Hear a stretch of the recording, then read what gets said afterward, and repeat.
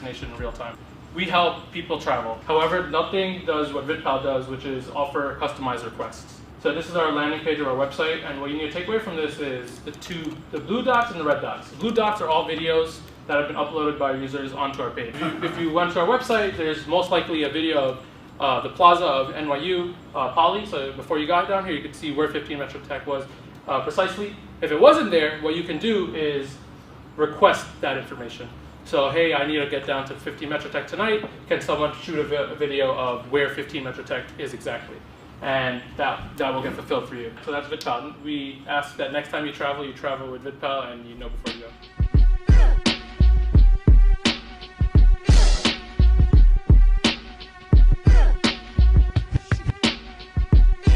For those of you who don't know what WeWork is, we pretty much redesign office spaces to enable people to grow their business through both co-working, community, and collaboration. So I work with paper cut, and I think you guys Yeah, we use PC Client all the time. Yeah, every printer in WeWork, fleet line. That's you. I work for Rackspace, and here's my plug for the evening. Basically, we support infrastructure on AWS, Azure. We actually have our own public cloud as well, which we think is awesome. It's OpenStack based. So if you know what that is, that's like a open source sort of like cloud platform.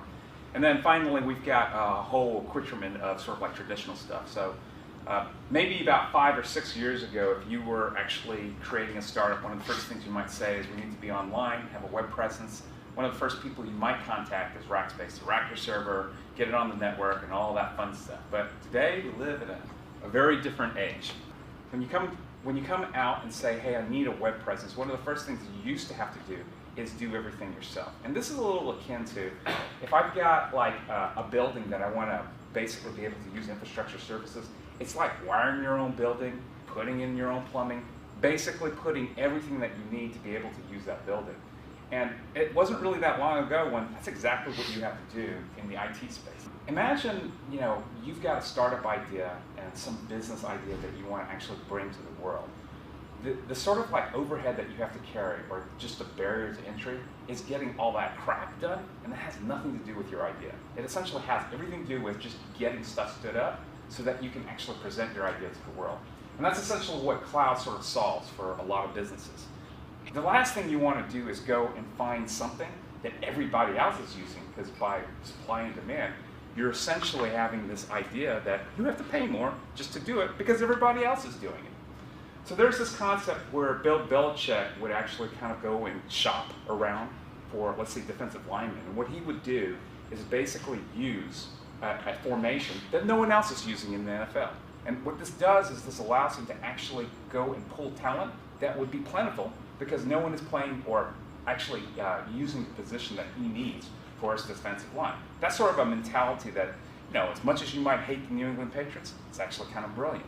This is actually very similar to what's happening in the cloud today.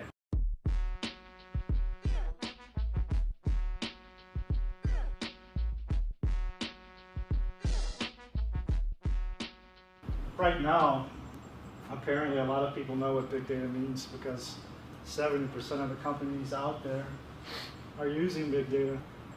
Little data, big data, what does it really mean? Does little data mean 1,000 registered users?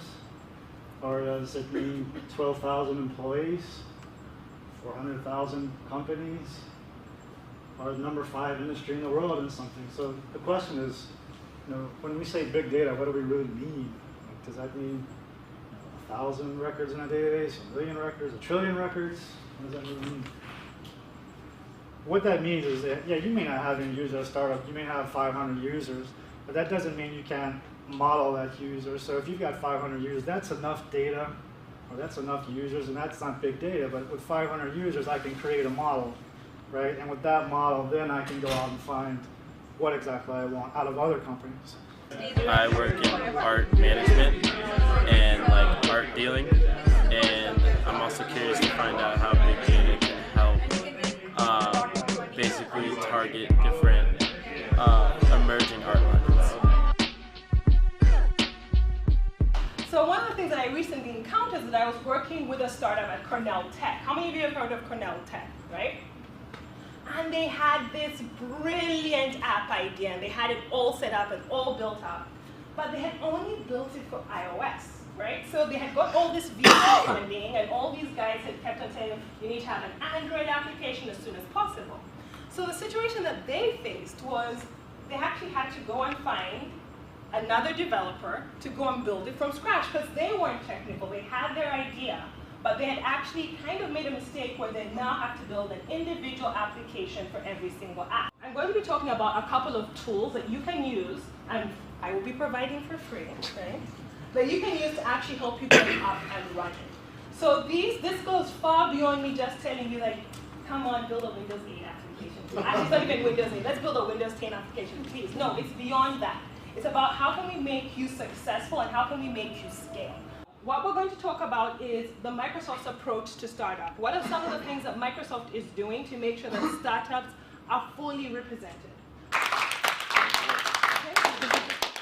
We're a company that works with other organizations and individuals to make them what we call micro-famous, to make them famous in their niche, typically online, so that they can accomplish certain goals. It turned out that sax was David Bowie's first instrument. He played it in the high school band. And what the journalist also eventually found out was that Bowie loved the saxophone. It was a passion of his. It's what got him into music. But no one ever asked him about it.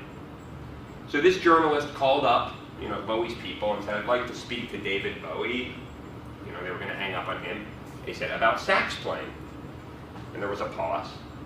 I actually don't know if there was a pause, but I'm assuming that there was a pause. And, they said, yeah, we'll talk to Mr. Bowie. So he got the interview. And he sat down with Bowie. It became a classic piece of rock journalism. It led into all kinds of other things. And this guy got access to David Bowie and formed a relationship with him. So now, what does this have to do with marketing your startup? Well, we're going to get back to that, but a lot of it comes back to competing with power, right? So you guys, you may think you have no competitors. You have competitors. The status quo is your competitor, even if your product is completely original.